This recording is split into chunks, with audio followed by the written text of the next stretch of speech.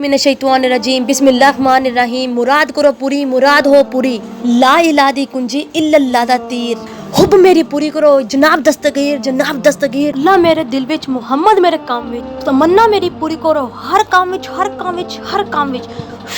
अस्सलामुअलैकुम ख़वातीनो हज़रात, बाजी जादू अमलियात में खुश आमदीद। आज जो अमल आपकी खिदमत में लेकर हाजिर हुई हूँ, नखट्टू शोहर से छुटकारा पाने का अमल है।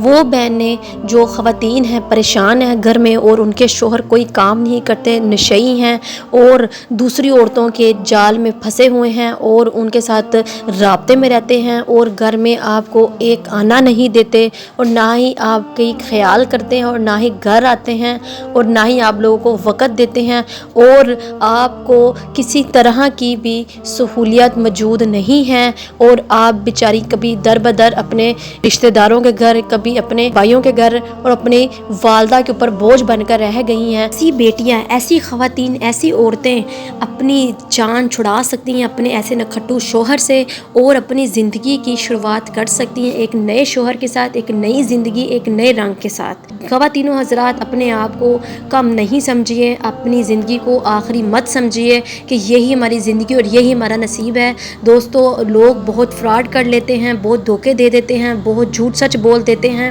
रिश्ते करते कराने के वक़्त और बदल जाते हैं। तो आप लोग परेशान नहीं हों, आप इस अमल से नखट्टू शोहर से जान छुड़ा कर एक अच्छी जगह नए सिरे से इस्तिखारा करा कर अपना उस इंसान के साथ अपना रिश्ता जोड़ सकती हैं। क्यों ना कि ख़वातीनों हज़रात, कुछ नखट्टू शोहर ऐसे होते हैं कि वो खुद भी काम नहीं करते और ना ही घर का खर्चा चलाते हैं और अपनी आदत और हरकत को नहीं बदलते और औरत को, अपनी बीवी को तंग करने के लिए वो घर में आए रोज़ लड़ाई झगड़ा करते हैं, फसाद करते हैं और बीवी को छोड़ने पर भी रजामंद नहीं होते। क्यों नहीं छोड़ते? ताकि उनको अजियत और तकलीफ दे सकें और उनको तकलीफ और अजियत देना ही उसका मकसद होता है। नखट्टू शोहर की इस अजियत और तकलीफ से बचने के लिए और उससे छुटकारा हासिल करने के लिए आज जो अमल बताने लगी हूँ, ख़वातीनों हज़रात, एक बार इस अमल को ज़रूर करके देखिएगा। अमल का तरीका बहुत आसान है। ख़वातीनों हज़रात, आपने इस अमल को बहुत ही सच्ची नीयत से और यकीन कामिल रख कर इस अमल को करना है। ख़वातीनों हज़रात, बहुत से यूट्यूब पर आपको चैनल मिल जाएंगे जो आपको वजीफ़े वज़ाइफ़ात बताते होंगे, लेकिन जो मैं वजीफ़े वज़ाइफ़ात बताती हूँ वो आपको यूट्यूब की पूरी दुनिया में नहीं मिलेंगे। किताबों से देख कर इल्म बता देना बहुत महारत वाली बात नहीं होती। ख़वातीनों हज़रात, ये अमल मैंने अपना इल्म और जादू सीखा है, ये मैंने अपना ख़ानदानी विरासत में मिला हुआ जादू है जो मैं आप लोगों की खिदमत में लेकर हाजिर होती हूँ। ख़वातीनों हज़रात, इसमें इतनी एक पावर है कि आप जब ये अमल शुरू करेंगे तो चंद ही दिनों में आपको इसका रिजल्ट नज़र आ जाएगा। क्यों ना कि ये बहुत दफ़ा आजमाए हुए अमल हैं और आजमूदा शुदा वजीफ़े हैं और आपने इस अमल को अपने नीयत से, साफ़ नीयत के साथ करना है। इंशाअल्लाह अल्लाह के फजल के साथ आपने अपना मकसद अपने ज़हन में रख लेना है और इस अमल को शुरू कर देना है।